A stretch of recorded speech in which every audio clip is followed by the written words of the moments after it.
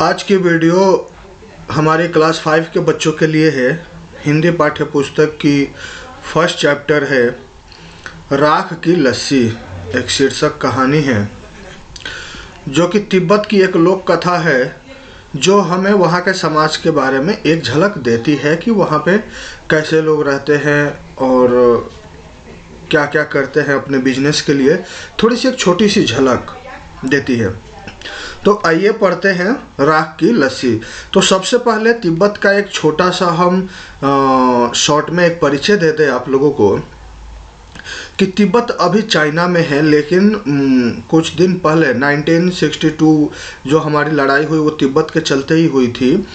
तो चाइना ने उस पर ज़बरदस्ती कब्जा कर लिया था और तिब्बत अलग देश था, चाइना में था नहीं पहले, लेकिन चाइना ने ज़बरदस्ती अपनी मिलिट्री भेज के उस पर कब्जा कर लिया। तो तिब्बत के जो धार्मिक गुरु थे, जिनके कहने के अनुसार, जिनकी गाइडलाइंस में तिब्बत आगे प्रोसीड हो रहा था, आगे बढ़ रहा था, दलाई लामा जी, वो दलाई लामा हमारे भारत में आ गए और नेहरू जी से और हमारे देश से शरण मांगी। तो हम लोगों ने उनका ग्रैंड वेलकम किया और उसी गुस्से में 1962 में 1962 में चाइना ने हमारे देश पे हमला कर दिया था। और आज भी कई हजार लाख शरणार्थी के रूप में तिब्बती हमारे देश में रहते हैं। तो वहाँ पर अभी भी तिब्बत मार्केट लगता है, जिनको हम लोग सर्दियों में देखते हैं कि वो लोग जैकेट्स और ऊनी चीज़ें बेचते हैं। तो वहाँ पर भेड़ वगैरह ज़्यादा पहाड़ी इलाका है तो पाया जाता है, उनके बाल वगैरह काट के वो लोग बिजनेस करते हैं इस टाइप का। और ऊनी सामान, मतलब सर्दी के लिए सामान वो ज़्यादा बनाते हैं, प्रिपेयर करते हैं। तो आइए हम लोग उसी के बारे में चर्चा करते हैं। यहाँ पर भी एक छोटी सी झलक आप लोग उसी बारे में देखेंगे। तो हमारा आज का शीर्षक है राख की लस्सी। क्यों शीर्षक दिया गया, ये पूरी कहानी हम लोग पढ़ेंगे तभी हमें पता चलेगा। लोनपोगार तिब्बत के 32वें राजा सोन गवसैन गाम्पो के मंत्री थे। लोनपोगार एक राजा के मंत्री थे, यूँ समझ लीजिए। उस राजा का नाम था सोन गवसैन गाम्पो। तिब्बती नाम है तो थोड़ा सा अजीब लगेगा। यह कहानी तिब्बत की है, तिब्बत की लोक कथा है। जैसे हमारे दादी और हमारे पिताजी बचपन में हमें सुनाया करते थे कि ये कहानी है, एगो राजा रहन एगो रानी रही, ऐसे करके भोजपुरी में सुनाते थे। हिंदी में एक थे राजा एक थी रानी, वैसे करके सुनाते थे। तो वैसे ही ये एक लोक कथा है तिब्बत की, जो तिब्बत के बारे में थोड़ा सा परिचय देती है, एक छोटी सी झलक देती है। तो लोनपोगार तिब्बत के 32वें राजा सोन गवसैन गाम्पो के मंत्री थे। वे अपनी चालाकी और हाजिर जवाबी के लिए दूर दूर तक मशहूर थे। जैसे हमारे यहाँ बीरबल जो थे, बीरबल बहुत ज़्यादा फेमस थे, अकबर के दरबार में रहते थे, तो बीरबल हाजिर जवाबी के लिए बहुत फेमस थे, ऐसा कहानी में कहा जाता है। तो लोनपोगार भी उसी तरीके से अपनी चालाकी और हाजिर जवाबी, किसी भी बात का बहुत जल्दी जवाब देते थे। कोई उनके सामने टिकता न था, मतलब तुरंत कोई सोचेगा उससे पहले वो जवाब दे देते थे। चैन की जिंदगी चल रही थी, मगर जब से उनका बेटा बड़ा हुआ था उनके लिए चिंता का विषय बन गया था। देखिए, एक तो बेटा पैदा होता है तो खुशी मनाते हैं हम बहुत ज़्यादा कि बेटा आगे जाके बहुत कुछ करेगा, लेकिन जब बड़ा होने लगता है बेटा और उसका हाव भाव देखते हैं तो यदि वो सीधा साधा निकला, यदि वो आज के ज़माने के अनुसार चालाक नहीं है, पावरफुल नहीं है, तो हमें चिंता होती है कि आगे जाके इसकी पूरी ज़िंदगी कैसे सुरक्षित रहेगी और आगे जाके हमारी विरासत को, हमारे पुरखों की विरासत को ये कैसे आगे बढ़ाएगा। इसकी बहुत चिंता हर एक गार्जियन को होती है, स्वाभाविक है। तो लोनपोगार को भी इस बात की चिंता थी। कारण क्या था? कारण था कि वह बहुत भोला था। उनका जो लड़का था बहुत भोला, सीधा साधा था। होशियारी उसे छू कर भी नहीं गई थी। मतलब होशियारी से उसका मतलब होशियार इन द सेंस कि जो लोनपो गार की माइंड में जो होशियारी का डेफिनेशन था, जो होशियारी का मतलब वो समझते थे कि आज के ज़माने के अनुसार उसको साम दाम दंड भेद सब आना चाहिए, उस हिसाब से वो लड़का बहुत ही भोला था। लोनपो गार ने सोचा मेरा बेटा बहुत सीधा साधा है, मेरे बाद इसका काम कैसे चलेगा, और इस तरीके से वो बहुत चिंतित रहते थे। तो उन्होंने उसकी परीक्षा लेने की सोची और सोचे कि इसको थोड़ा थोड़ा सेटल करते हैं, कुछ प्रैक्टिकल नॉलेज देते हैं इसको, और कोई कोई काम देंगे और उसी से वो सीखेगा भी, और धीरे धीरे हमें दिलासा भी मिल जाएगा, हम सेटिस्फाइड भी हो जाएंगे कि अब ये अपना जीवन जी सकता है। तो उस हिसाब से उन्होंने उसकी पहली परीक्षा ली, पहला काम दिया उसको। एक दिन लोनपो गार ने अपने बेटे को 100 भेड़ें देते हुए कहा तुम्हें इन्हें शहर लेकर जाओ। 100 भेड़ दिए उन्होंने और बोला कि इन्हें शहर लेकर जाओ, मगर इन्हें मारना या बेचना नहीं। उन्होंने कहा लोनपो गार ने कि भेड़ों को मारना भी नहीं है, बेचना भी नहीं है, इन्हें वापस लाना 100 जौ के बोरों के साथ। भेड़ों को भी लाना है और एक्स्ट्रा 100 जौ के बोरों को भी लाना है, और भेड़ों को मारना भी नहीं है। ये नहीं कि मार के तुम बेच दिए उनकी मीट को या जिंदा बेच दिए उनको, तो ऐसा भी नहीं करना है। वरना यदि तुम मार देते हो उनको या भेड़ों को बेच देते हो तो मैं तुम्हें घर में नहीं घुसने दूंगा, ऐसा लोनपो गार ने कहा। इसके बाद उन्होंने बेटे को शहर की तरफ रवाना किया। उन्होंने 100 भेड़े देकर बेटे को रवाना कर दिया और बोला कि 100 जौ के बोरे लाने हैं तुमको, लेकिन न तो भेड़ों को मारना है और न ही भेड़ों को बेचना है। लोनपो गार का बेटा शहर पहुंच गया 100 भेड़ों को लेकर, मगर इतने बोरे जौ खरीदने के लिए उसके पास रुपए नहीं थे। अब क्या करेगा वह इस समस्या पर सोचने विचारने के लिए सड़क किनारे बैठ गया। अब वो जैसे सर पे हाथ देकर बैठते हैं ना कि अब समझ में नहीं आ रहा कि अब क्या करें, पूरा माइंड ब्लॉक हो चुका है, तो वो चुपचाप बैठ के वहीं पर बैठ गया। तो देखिए, जब हम किसी मुसीबत में होते हैं और जब हम ईमानदार होते हैं, जब हम मतलब सही किसी लक्ष्य को लेकर आगे बढ़ रहे होते हैं, तो प्रकृति हमें कहीं ना कहीं से मदद जरूर भेजती है, भगवान हमें कहीं ना कहीं से मदद जरूर भेजते हैं। तो वो सड़क के किनारे बैठा हुआ था, मगर कोई हल उसकी समझ में नहीं आ रहा था। वह बहुत दुखी हो चुका था। तभी एक लड़की उसके सामने आ खड़ी हुई। एक लड़की आती है और उसके सामने खड़ी हो जाती है और पूछती है कि क्या बात है, तुम इतने दुखी क्यों हो। वो लड़की पूछती है उसे। अब देखिए, बहुत जगह ऐसा होता है कि अपरिचित का कोई हालचाल नहीं लेता है कि हम क्या करें, हम क्यों उसके बारे में पूछें। यदि वो दुखी होगा तो उसके दुख से हमें क्या लेना देना, हम भी दुखी हो जाएंगे, हमें परेशानी हो जाएगी, पहले से 100 परेशानियां हैं। लेकिन वो लड़की ऐसा नहीं सोची। वो लड़की आती है और पूछती है, इंसानियत के नाते, इंसानियत थोड़ा सा जिंदा रखना जरूरी है। तो वो पूछती है कि तुम इतने दुखी क्यों हो। लोनपो गार के बेटे ने अपना हाल सुनाया। उसने पूरी स्टोरी, पूरी कहानी जो पिताजी ने उसके बारे में बोला था कि तुमको 100 भेड़े ले जानी है और 100 जौ के बोरे मार्केट से लाना है, 100 भेड़ों को भी वापस लाना है, न तो मारना है न बेचना है, वो सारा किस्सा उसको सुना दिया। इसमें इतना दुखी होने की क्या बात है, लड़की ने कहा। लड़की तुरंत उसको हाजिर जवाब देती है कि इसमें इतना दुखी होने की क्या बात है, मैं इसका हल निकाल देती हूँ। लड़की बहुत तेज तर्रार रहती है। वो बोलती है कि मैं तुम्हारा सॉल्यूशन निकाल देती हूँ, मैं इसका हल, इस समस्या का हल निकाल देती हूँ। इतना कहकर लड़की ने भेड़ों के बाल उतारे और उन्हें बाजार में बेच दिया। देखिए यहाँ माइंड करने वाली बात है कि यदि हम लोग के पास भी एक केस आ जाता तो हम लोग भी 2 मिनट सोचते कि अरे अब क्या करें, अब तो भेड़ों को ना बेचना है। कोई भी सीधा दिमाग यही सोच सकता था।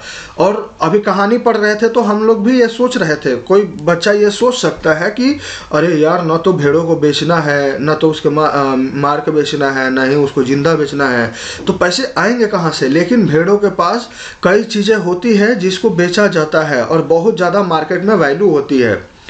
तो उस लड़की ने क्या किया, वो लड़की बहुत तेज दिमाग की थी, बाल उतारे और उन्हें बाजार में बेच दिया।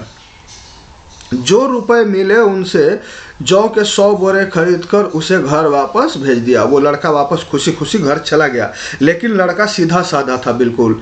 लोन्पो गार के बेटे को लगा कि उसके पिता बहुत खुश होंगे। वो खुशी खुशी आया कि चलो समस्या का समाधान तो मिल गया, अब तो पिताजी हमारे खुश होंगे कि 100 भेड़ों को भी लाया, 100 बोरे भी लाए जौ के, और पूरी कहानी भी वो बैठ के उनको सुनाने लगा कि वो अब घर के अंदर रह सकेगा, जा सकेगा, पिताजी खुश होंगे। मगर उसकी आप बीती पर उन्होंने ध्यान नहीं दिया। वे उठकर कमरे से बाहर चले गए। एक्चुअली वो एक बाप थे, वो उसको इनडायरेक्टली इस काम से, इस स्टोरी से कुछ और सिखाना चाहते थे, आत्मनिर्भर बनाना चाहते थे। जैसे मोदी जी आजकल आत्मनिर्भर भारत की बात कर रहे हैं, तो अभी हाल में काशी में उन्होंने बोला कि स्वच्छता होना चाहिए, सभी लोगों के पास स्वच्छता की भावना होनी चाहिए, इनोवेशन की भावना होनी चाहिए, नई नई चीज़ें आविष्कार करनी चाहिए और आत्मनिर्भर भारत की तरफ बढ़ना चाहिए। मतलब इंडियन प्रोडक्ट यूज कीजिए और इंडिया में ही सारे प्रोडक्ट बनाइए। कोशिश कीजिए कि दुनिया का हर प्रोडक्ट इंडिया में बने, भारत में बने। तो वो बाप भी जो लोन्पो गार जी थे, वो अपने बेटे को इस काम से कुछ सिखाना चाहते थे, उसको कुछ बनाना चाहते थे, आत्मनिर्भर बनाना चाहते थे। लेकिन उसने तो चीटिंग कर लिया, उसके साथ चीटिंग हो गई ऑटोमेटिक। उसने दूसरे का मदद ले लिया, तो मतलब उसके पास दिमाग नहीं आया, नहीं खुला उसका दिमाग। तो उसके पिताजी उठ के वापस चले गए। फिर एक बार और कोशिश करते हैं उसके पिताजी। दूसरे दिन उन्होंने अपने बेटे को बुलाकर कहा, पिछली बार भेड़ों के बाल उतार कर बेचना मुझे जरा सा भी पसंद नहीं आया। अब तुम दोबारा उन्हीं भेड़ों को लेकर जाओ, उनके साथ के 100 बोरे लेकर ही लौटना। मतलब कि उन्होंने बोला कि फिर से उन भेड़ों को लेकर जाओ, 100 भेड़ों को, और फिर से 100 जौ के बोरे को लेके आना वापस। अब तो बाल भी बिक चुके थे, अब वो क्या करता। लेकिन फिर वो बेचारा चला गया, सीधा साधा था। एक बार फिर निराश लोन्पो गार का बेटा शहर में उसी जगह पर जा बैठा। न जाने क्यों उसे यकीन था कि वो लड़की उसकी मदद के लिए जरूर आएगी, और हुआ भी कुछ ऐसा ही। वो लड़की वापस उसकी मदद के लिए आ गई। उसने अपनी मुश्किल कह सुनाई। वो जो लड़का था लोन्पो गार का, उस लड़की से अपनी फिर से सारी बात सुनाई और बोला कि अब तो बिना जौ के 100 बोरों के मेरे पिता मुझे घर में नहीं घुसने देंगे। मतलब अब तो फाइनल है कि 100 बोरे मिलेंगे नहीं, और नहीं मिलेंगे तो पिताजी घर में घुसने नहीं देंगे। तो बात बनेगी कैसे। तो लड़की ने थोड़ी देर सोचा कि अब तो बाल बिक चुके हैं, अब क्या किया जाए। तो बोले कि एक तरीका और है। उसने भेड़ के सींग को काट लिए। भेड़ के सींग बड़े बड़े होते हैं और उनकी भी मार्केट में डिमांड हाई रहती है। देखिए, इस कहानी से हमें तिब्बत के बारे में पता चल रही है कि वहाँ भेड़ों का बिजनेस होता है। भेड़ों के बाल का मतलब स्वेटर, जैकेट वगैरह बहुत सारे सर्दी की चीज़ें बनाई जाती है, और भेड़ के सींगों का भी बिजनेस होता है। इस कहानी से हमें, इस पटकथा से, लोक कथा से हमें ये बताया जा रहा है। तो उसने क्या किया, उसने भेड़ के सींग काट लिए। उन्हें बेचकर जो रुपए मिले उसने फिर से 100 बोरे जौ के खरीद लिए। बोरे लोन्पो गार के बेटे को सौंप कर लड़की ने उसे घर भेज दिया। पुनः वो वापस घर चला गया खुशी खुशी। भेड़े और जौ के बोरे पिताजी के हवाले करते हुए लोन्पो गार का बेटा खुश था, बहुत खुश था कि अब पिताजी खुश हो जाएंगे। उसने विजयी भाव से सारी कहानी पिताजी को कह सुनाई। सुनकर लोन्पो गार बोले, उस लड़की से कहो, जो भी लड़की तुम्हारी मदद कर रही है, कि उस लड़की से कहो कि हमें 9 हाथ लंबी राख की रस्सी बना कर दे। मतलब 9 हाथ लंबी राख की रस्सी। अब राख की रस्सी कैसे बनेगी? राख तो हो जाता है, कोई चीज़ जलने के बाद राख बचती है, वो तो ज्वाइंट होता नहीं है एक दूसरे से। और रस्सी तो रस्सी होती है, किसी चीज़ को बांधने के काम आती है। तो राख की रस्सी कैसे बनेगी? किसी और चीज़ की, जूट की रस्सी बन सकती है, नारियल की रस्सी बन सकती है, लेकिन राख की रस्सी कैसे बनेगी? उनके बेटे ने लड़की के पास जाकर पिता के संदेश दोहरा दिया, मतलब सारा कोई कहानी बता दिया कि अब तो पिताजी का डिमांड ऐसा हो गया, अब क्या किया जाए। तो लड़की भी बहुत चालाक थी। लड़की ने कहा कि ठीक है। लड़की ने भी एक शर्त रख दी। उसने बोला कि मैं रस्सी तो बना दूंगी, मगर तुम्हारे पिता को वह गले में पहननी होगी। पिता को जाके बोलो कि रस्सी बन जाएगी राख की, लेकिन गले में पहननी होगी। तो लोनपोगार ने सोचा कि ऐसी रस्सी बनाना तो असंभव है, ऐसी रस्सी तो बन ही नहीं सकती। इसीलिए लड़की की शर्त मंजूर कर लिया। उनके पिताजी जो थे लड़के के, उसने उस लड़की के शर्त को मंजूर कर लिया कि ठीक है, हम राख की रस्सी पहन लेंगे। अगले दिन क्या हुआ? अगले दिन लड़की ने 9 हाथ लंबी रस्सी ली, उसे पत्थर के सील पर रखा और जला दिया। कहते हैं ना कि रस्सी जल जाती है लेकिन उसका ऐंठन नहीं जाता है। रस्सी का जो शेप रहता है, रस्सी की एक खासियत होती है कि रस्सी जलने के बाद जो शेप होता है, जैसा शेप होता है वैसा ही शेप रहता है, उसका बच जाता है। तो उसने रस्सी को जला दिया, रस्सी जल गई, मगर रस्सी का आकार की राख बच गई। रस्सी के आकार की राख जैसा रस्सी था वैसा शेप बच गया। उसको डिस्टर्ब करेंगे तब तो वो आकार अपना लॉस करेगा, लेकिन वो जैसा था वैसा बच गया। इसे वह सील समेत, मतलब जिस पत्थर पे वह रखा हुआ था, रस्सी जलाया हुआ था, सील समेत लोनपोगार के पास ले गई और उसे पहनने के लिए कहा कि अब महाशय, अब आप इस रस्सी को उठाइए और उसको पहनिए। अब तो राख की रस्सी है, अब उठाएं कैसे? राख उतारना मुश्किल है उस शेप में। तो लोनपोगार रस्सी को देखकर चकित रह गए। वे जानते थे कि राख की रस्सी को गले में पहनना तो दूर, उसे उठाना भी बहुत मुश्किल है। हाथ लगाते ही वह टूट जाएगी। राख की रस्सी है तो हाथ लगाते ही टूट जाएगी। लड़की की समझदारी के सामने उनकी चालाकी धरी की धरी रह गई। मतलब लड़की उनसे भी ज़्यादा चालाक थी। बिना वक्त गवाए अब वो समझ गए थे लोनपोगार जी कि यही वो लड़की है जो उनके लड़के का जीवन साथी बन सकती है, और तभी मेरा लड़का का जीवन कंप्लीट होगा, वो अपना पूरा जीवन सुरक्षित जी पाएगा। तो बिना वक्त गवाए उन्होंने लोनपोगार, मतलब जो लोनपोगार ने अपने बेटे की शादी का प्रस्ताव उस लड़की के सामने रख दिया। बोला कि प्लीज़ मेरे लड़के से शादी कर लो, तुम ही मेरे लड़के की असली जीवन साथी हो। धूमधाम से उन दोनों की शादी भी हो गई। देखिए, यही वो लड़की है और ये है लोनपोगार जी।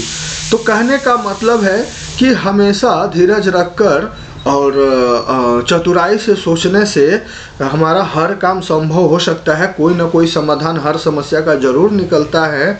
और आज की दुनिया में हर एक माँ बाप को चिंता होती है कि उनका बेटा अपनी लाइफ में सुरक्षित हो और अपनी लाइफ को सुरक्षित पूरा करे। कोई भी क्वेश्चन हो इस चैप्टर से तो आप हमें पूछ सकते हैं। और हम 5वीं क्लास से, हालांकि हमने 6ठी क्लास से योजना बनाई थी, 5वीं क्लास से लेकर बड़े क्लासों तक, 10th क्लास तक, 12th क्लास तक, आगे इंजीनियरिंग के भी कुछ विषय के हम लोग वीडियो अपने चैनल पर अपलोड करेंगे। तो आप हमारे चैनल आयुष गुरुकुल को ज़रूर सब्सक्राइब करें। सबको शुभकामनाएं, अच्छे से पढ़ाई करें। जय हिंद, वंदे मातरम।